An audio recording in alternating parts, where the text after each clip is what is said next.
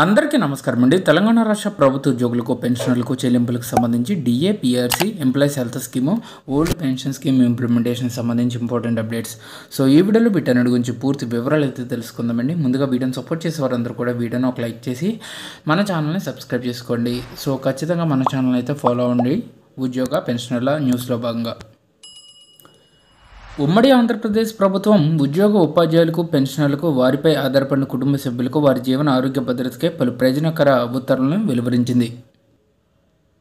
అందులో భాగంగానే employees health scheme ఏర్పాటు చేయడం జరిగింది. ఈ స్కీము ఉద్యోగులకు పెన్షనర్లకు వారిపై ఆధారపడిన కుటుంబ సభ్యులకు కొన్ని షరతులకు లోబడి ప్రభుత్వ ఆసుపత్రిలోను ఆమోదించబడిన ప్రైవేటు ఆసుపత్రుల్లోనూ 1 సంవత్సరమునకు 2 లక్షల రూపాయలు మించకుండా వైద్యం అందించడం జరుగుతుంది.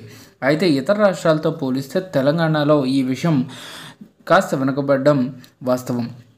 మొదటగా ఈ స్కీమ్లో నగదు రహిత చికిత్స అయితే ఉండేది. తర్వాత కాలంలో వారు ఖర్చు చేసిన మొత్తాన్ని రీఎంబర్స్మెంట్ చేసుకోవడానికి 2 లక్షలకు లోబడి అనుమతించడం జరిగింది. మన రాష్ట్రంలోని నిజాం ఇన్స్టిట్యూట్ ఆఫ్ మెడికల్ సైన్సెస్కు కొన్ని రకాలైన క్లిష్టమైన వ్యాధులకి ఎల్ఓసి ఇవ్వడం జరుగుతుంది. దాని తర్వాత క్లెయిమ్ చేయబడిన బిల్లు మొత్తాన్ని కూడా ప్రభుత్వం వారు చెల్లిస్తారు. కానీ మిగతా ప్రైవేట్ ఆసుపత్రుల్లో చేసుకున్న చికిత్సలకు గాను ముందుగా ఉద్యోగి కానీ పెన్షనర్కి కానీ ఖర్చు చేసి సంబంధిత బిల్లును ప్రాపర్ ఛానల్ ద్వారా సమర్పించి నగదు షరతులకు లోబడి పొందవచ్చు. కానీ చాలా రాష్ట్రాల్లో ఎంప్లాయీస్ హెల్త్ స్కీమ్లను పరిశీలించినప్పుడు మన రాష్ట్రం కంటే చాలా మెరుగ్గా ఉన్నాయి. కేంద్ర స్కీమ్లో అన్లిమిటెడ్ చికిత్స. ఉదాహరణకు కేంద్ర ప్రభుత్వం వారు సెంట్రల్ గవర్నమెంట్ హెల్త్ స్కీమ్ను చాలా సంవత్సరాల క్రితమే ఏర్పాటు చేయడం జరిగింది.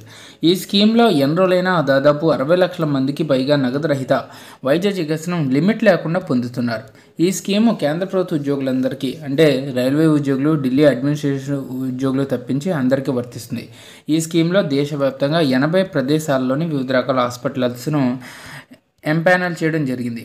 సదరు ఆసుపత్రిలో నగదురహిత చికిత్సను ఉద్యోగి కానీ పెన్షనర్ కానీ వారిపై ఆధారపడిన వారందరూ కూడా పొందవచ్చు. దీనికోసం ఆయా ఉద్యోగుల క్యాడర్ని అనుసరించి 1 to 5 లెవెల్స్ వరకు నెలకు 250 రూపాయల నుంచి 6 లెవెల్ వారికి 450 రూపాయలు, 7 నుండి 11 లెవెల్ వారికి 650 రూపాయలు, 12 లెవెల్ దానిపైన ఉన్న వారికి 1000 రూపాయలు చొప్పున సబ్స్క్రిప్షన్ రూపంలో వసూలు చేయడం జరుగుతుంది. ఈ స్కీమ్లో ఎంత మొత్తానికైనా నగదు రహిత చికిత్సను అయితే అందిస్తున్నారు. అయితే తెలంగాణలో మాత్రం కాస్త వెనుకబడింది. సో క్యాష్లెస్ ట్రీట్మెంట్ ప్రోత్సహించాలి.